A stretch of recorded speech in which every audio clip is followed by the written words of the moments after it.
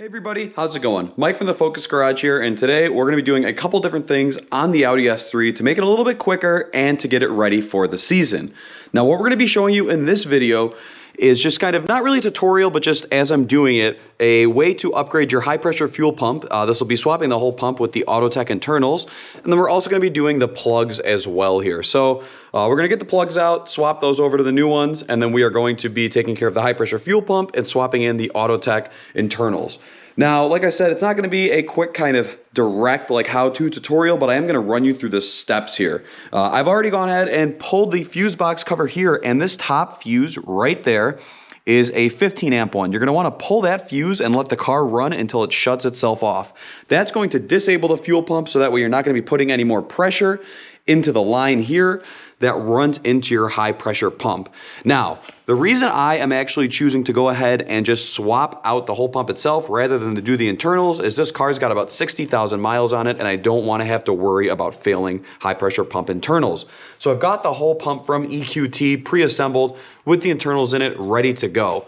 All you've really got to do here, it's pretty simple. You've got two 10mm triple square bits, so you've got one up there and one down there below. And then I believe that's a 17mm nut that holds on the threaded line that runs into the pump there.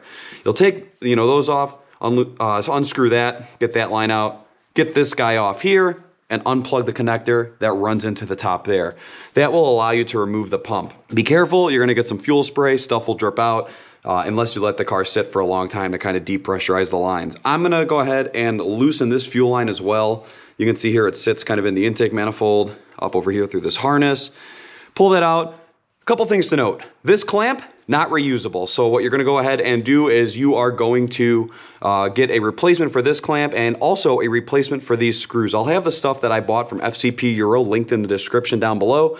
But this clamp is allegedly a one-time use, and so are these screws. So just to kind of prevent any kind of leakage or failure, I am going to replace those. Also, little tip that I learned with this, rather than trying to push down on the connector on the back, you can actually slide a flathead up in through there and lift that up and slide that back. As far as the plugs go, pretty simple. These clips on the harness for the coil packs are a little bit tricky if you've never used them before. I've done plugs a few times on these MQB 2.0s before, so it's pretty easy. You want to go ahead and press down on this and then push down on the coil pack and then lift up on it. As counterintuitive as that seems, pushing forwards, downwards on something, that's what's going to need to be to free this from the harness. So you'll push down on this clip right there on the back, push down, kind of, and you can even use both hands. So kind of pull down and then push up, and you'll hear a kind of like suction cup release there. These are all 10 mils that hold down the coil pack kind of securing bolt with the ground strap on it there. I do recommend pulling these off first, so hold a wrench on the bottom one and then loosen the top one. Pull this bolt off and you can remove all of the grounding strap wires there. Pull the coil packs out, swap the plugs, and you're good to go. I won't get too far into detail on that there, but one thing to note is do it with the car at least a little bit warm, because these guys like to get separated, I've seen in the past. So if the car is warm, these should stay together a little bit easier and everything will kind of go nice and according to plan there. In some videos, I've seen people remove the intake to do it to kind of get more room in there. I am going to be doing a separate video on a intake upgrade on something I'm doing myself. So I am going to go ahead and pull my intake here. I have a 034 Motorsports intake. So I'm going to pull my intake to just kind of give myself a little bit more room around the pump here and everything like that. You may or may not have to do that depending on the intake that you have. Reason I'm upgrading this high pressure pump is so that I can run full E85 in the car. With the factory injectors, you are able to do that with an upgraded pump and proper tuning. I'm running EQT tuning, and you have to get two tunes, one for 93 or 91 octane and one for your E85. That way, if you are somewhere without ethanol available, you can go ahead, hot swap that, and be good to go. So what I'm going to do now is start kind of ripping the car apart. We'll kind of dig into the plugs here, dig into the pump, maybe even dig into the intake, and I will check back with you and we'll see what we're doing. Just wanted to show you guys a quick little update here. We are pulling the plugs on the S3. There's 100 videos on how to do plugs on these cars, so I'm not really going to show you a step-by-step how to. I just wanted to show you this horrifying looking just realm of plasticness when you get the coil packs and everything out here. So this is where we're at right now. We're going to pull the plugs out and see what they look like. So these plugs were in the car for about 20-ish thousand miles, and here's kind of what we got looking like here. From the left is cylinder 1, to the right is cylinder 4. Gaps all still look pretty good. They're a little bit grayed out.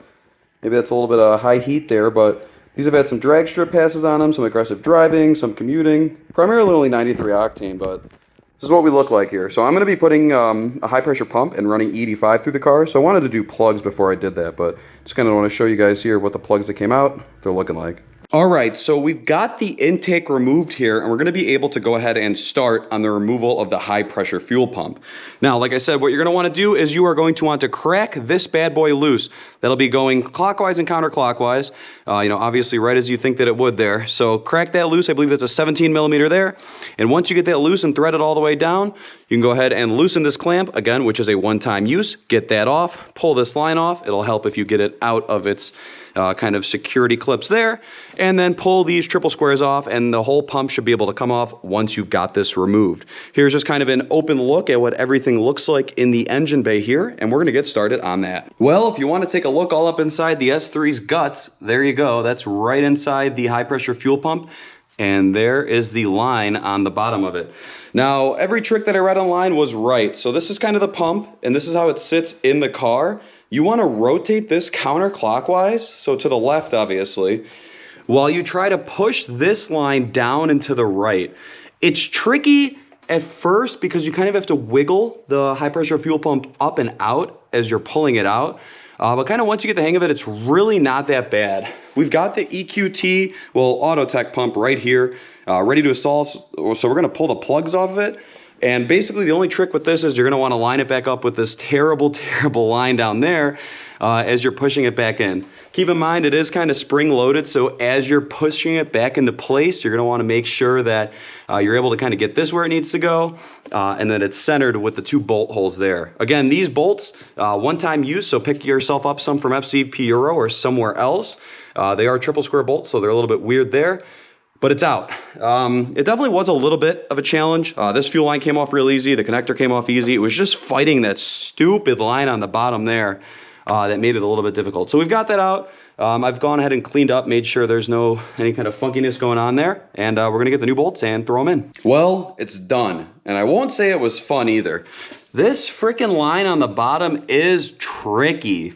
Basically, when you're pulling it out, there's barely enough of a recess for it to drop out of the fitting on the pump. And then when you're putting it in, same thing, you gotta really, really finagle it to get it where it needs to be. With all that said, we've got the new clamp on top for the line here. We've got our new hardware there. Check out the torque spec online to make sure you are putting that to the right pressure. And then we've got the connector plugged back in here. I'm gonna go ahead and put the intake the rest of the way back together, but before you do start the car, obviously go ahead and throw in your 15 amp fuse that you took out.